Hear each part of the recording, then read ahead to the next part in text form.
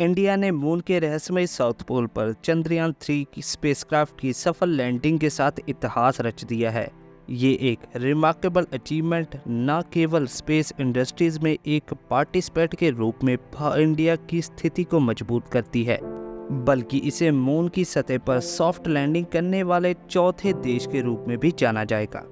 Indian research organisation ISRO दुनिया के साथ न्यूज़ को शेयर करने के लिए ट्विटर का सहारा लिया। चंद्रयान 3 मिशन, जिसमें उन्होंने लिखा, भारत में अपनी मंजिल तक पहुंच गया हूं और आप भी। चंद्रयान 3 की मून पर सॉफ्ट लैंडिंग हो गई है। Congratulation India. इस न्यूज़ को देखकर लोगों की सोशल मीडिया पर रिएक्शन आने शुरू हो गए। खास तौर पर इंडिया की इंडस्ट्री से जुड़े हुए लोग भी तेजी से इसमें शामिल हो गए।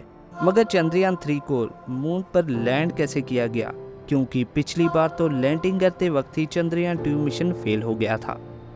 जब भी कोई स्पेसक्राफ्ट किसी प्लेनेट पर लैंड किया जाता है तो उसे उस प्लेनेट या मून की ट्रिकी ग्रेविटी से होकर गुजरना पड़ता है। कई बार तो इसके चारों ओर घूमकर लैंडिंग के लिए पर्याप्त गति प्राप्त करनी पड़ती है स्पेसक्राफ्ट को, जिससे कि वो सेफ्टी से वहां पर ऊपर लैंड कर सके।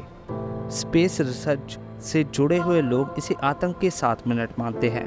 लाइव स्ट्रीम में जब स्पेसक्राफ्ट अपने आप खड़ा हुआ और इंजीनियर और साइंटिस्ट हम सभी इसको एक दर्शक की मात्र देख रहे थे। 2019 में भी चंद्रयान 2 की लैंडिंग के दौरान इंडियन स्पेस एजेंसीज का इससे आमना सामना हुआ था। इंडिया दुनिया की चौथी ऐसी कंट्री बन चुका है जो किसी स्पेसक्राफ्ट को मून पर लैंड करवा पाया है सक्सेसफुली। ये हमारे देश के लिए एक गर्व की बात है कि हम ऐसा कर पाए। आज से दशकों पहले ऐसा समय था जब हम स्पेस फील्ड में ज़्यादा कुछ नहीं जानते थे, मगर आज हमारे इंडिया ने स्पेस में एक साइन छोड़ दिया है अपना, जो हमें और भी ऐसे मिशन करने के लिए प्रेरणा देता है।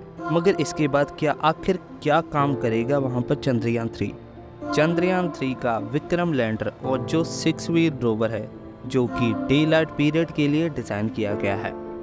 चंद्रयान 3 के विक्रम लैंडर ने मून के साउथ पोल को सफलतापूर्वक छू लिया है, जिसने कि पूरे देश में खुशी का माहौल बना दिया है। लेकिन इंडिया के तीसरे मून मिशन के लिए अभी भी कई कठिन काम करने बाकी हैं।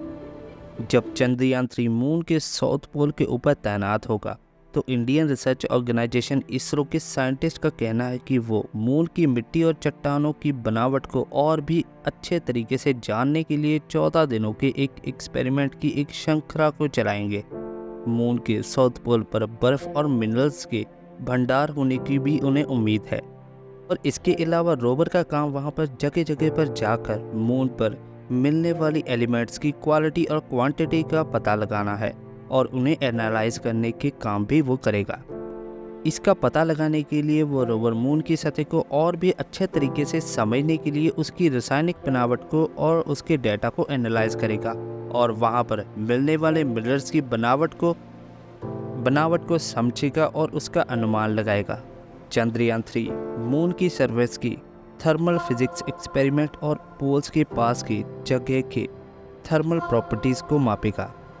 चंद्रयान 3 मून पर आने वाले भूकंप की जांच भी करेगा और आखिर चंद्रमा पर किस तरह और कितनी तीव्रता के साथ भूकंप आते हैं इसको भी मापेगा। मून क्रस्ट की बनावट को भी समझेगा। इसमें एक laser radio retro reflector array भी लगाया गया है, जिसका काम मून पर एक्सपेरिमेंट में इस्तेमाल किया जाएगा।